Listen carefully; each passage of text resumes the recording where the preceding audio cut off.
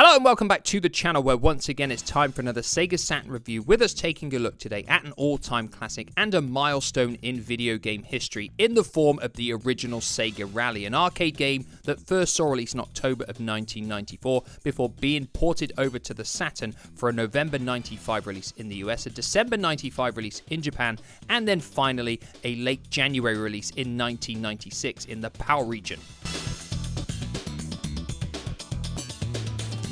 So if you are new to the channel, what I'm doing is going through every single game on the Saturn that saw release in the PAL region, talking about them in the visuals, the sound, the gameplay, the content and the lifespan, and then deciding whether they're still worth playing today and where they're going to feature in my PAL Top 10. We also have a worldwide Saturn Top 10 as well, which also includes games from other regions.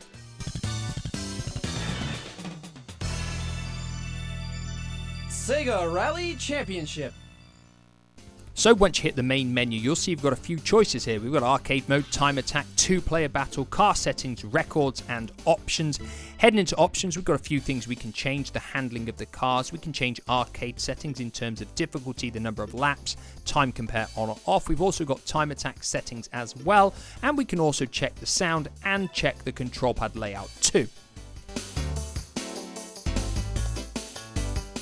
Once you head into the arcade mode, you'll see you've got a choice of championship mode or practice, and then once you've selected your mode, you'll see there are a choice of two cars initially with manual or automatic options for both. It's worth pointing out there is a third car as well, which can be unlocked.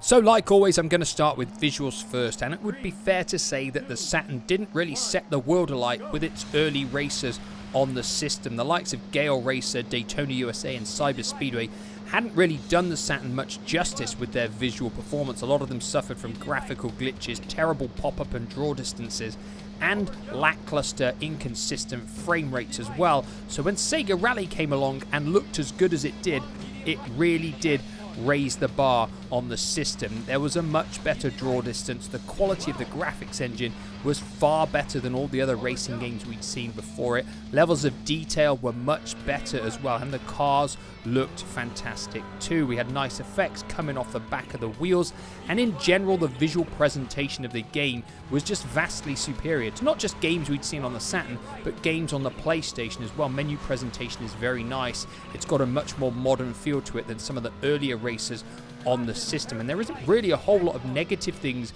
that you can actually say about Sega Rally, because the two-player mode performs very well as well. It still performs really slick and smoothly. The game's got a great 30 frames per second frame rate, which doesn't drop, and this is something that a lot of older racers struggled to pull off. They did, especially on the Saturn. Yes, the levels of detail aren't quite as high in the two-player mode, but it is still fun to play because it runs so well. Negatives, whilst there are a couple, aren't really that major. The mesh effect transparencies on the car windows aren't really that noticeable, and yes, you do get some slight streaks going through the screen where the graphics have slightly broken, but it's very, very minor. It's nothing compared to what we'd seen on some PlayStation games. So overall, Sega Rally looked fantastic at the time, and it still actually has a level of visual appeal and charm to this day.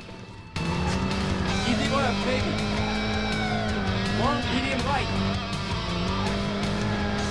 So moving on to the sound effects and music next, and thankfully Sega Rally performs just as well in this area as it does with the visuals, because it sounds just as appealing now as it did all those years ago. All the sound effects within the races are really, really strong. The engines of the car sound great. The screeching of the tires is really good too, and even the instructions from your co-driver have got this tremendous sense of nostalgic appeal to them as well. And thankfully the quality of the music is just as good as well. It's got this 90s Sega feel to it, which fits racing games perfectly. I'm not going to say all of the tracks within the races are actually memorable, but they fit the game brilliantly and they do their job wonderfully well. So what I'll do is give you some examples of the music within Sega Rally.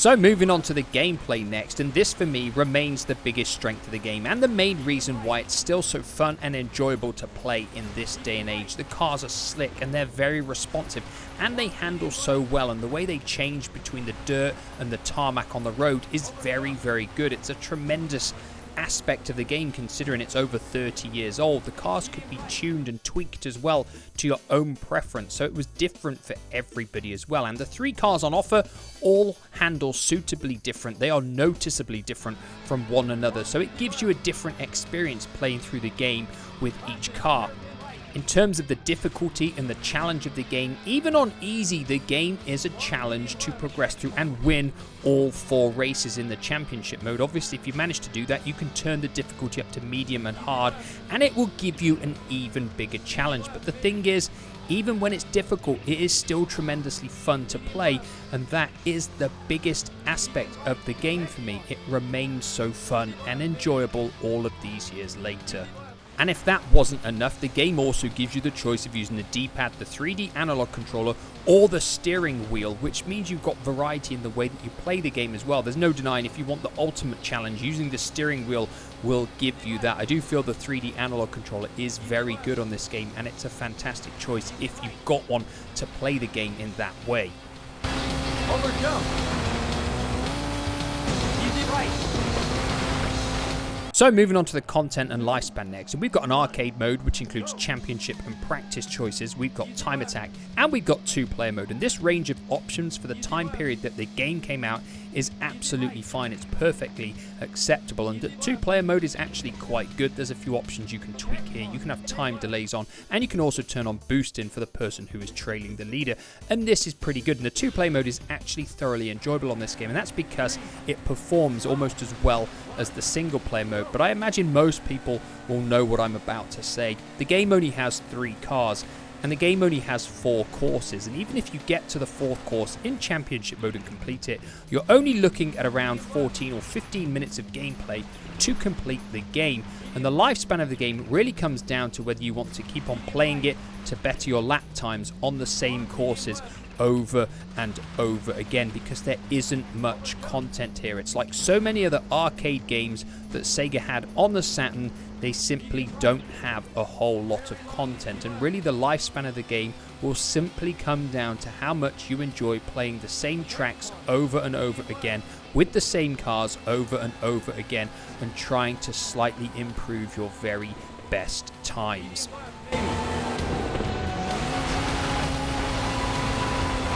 Medium right. So like always, that leaves me with my final questions. Is Sega Rally still worth playing nowadays, and does it have the quality to be in our PAL Top 10 or even our worldwide Top 10? Now, there's no denying Sega Rally still plays great, it's still very fun, and it's still very much worth playing. If you're a fan of Saturn racing games, you will no doubt be a fan of Sega Rally, because it is right up there as one of the very best racing games on the system, and many people will tell you it's the best racing game on the system. Now, if you're a long-term viewer of the channel, you will know that I actually took a look at Sega Rally a long time ago, right at the start of my review series, about 4 years ago now, and Sega Rally was in my PAL and Worldwide Saturn Top 10s for a very long time, and it was actually Panzer Dragoon Saga that eventually knocked it out of my PAL Top 10.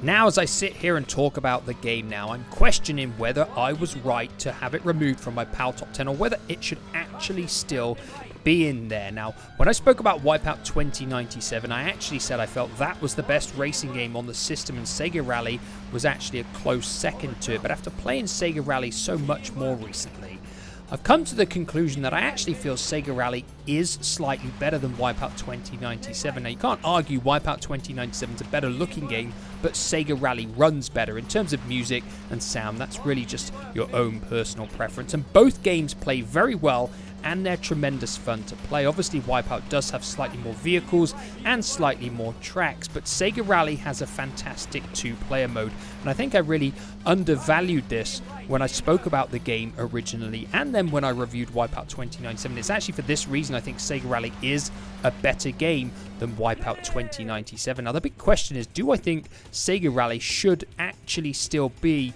in my PAL Top 10? Now, there's no denying I've got a preference for RPGs, and I think that's probably come into my equation a little bit too much when I've done reviews in the past, because looking at it now, I actually think Sega Rally is better than some of the games that are actually still in my PAL top 10, which is why Sega Rally is re-entering my top 10 at number 7. I actually think it's better than Dark Savior. I think it's better than Mystario, which has now been knocked out of the list. I think it's better than Darius Gaiden, and I actually think it's slightly better than Athlete Kings 2. So Sega Rally is back in my PAL top 10 at number 7. Now, of course, these are just my thoughts on the game and my thoughts alone, and I'm always interested in hearing other people's opinions on the games I review, or if people think that they should be higher up my list or lower down the list or nowhere near the top 10 in general. So let me know your thoughts down below on Sega Rally and perhaps any other games that are currently in my PAL